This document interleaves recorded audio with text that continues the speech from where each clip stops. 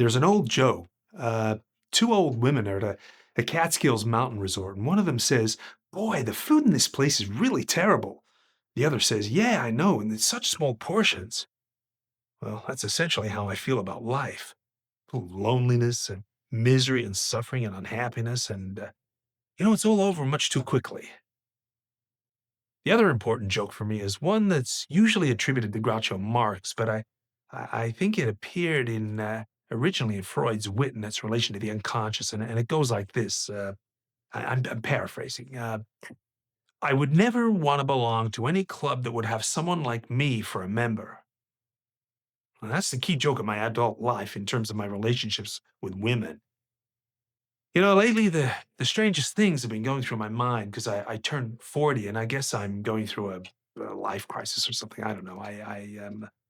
And I'm not worried about aging. I'm not one of those characters, And although I'm balding slightly on top, and that's about the worst you can say about me.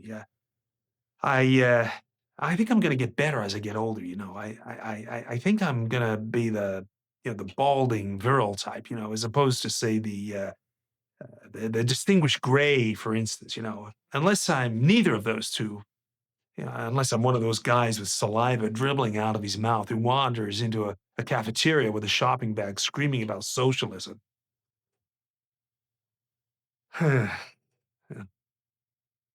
Annie and I broke up, and I still can't get my mind around that.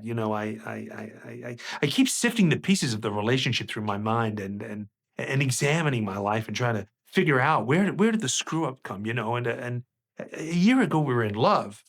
And it's funny. I'm not the morose type. I'm not a depressive character.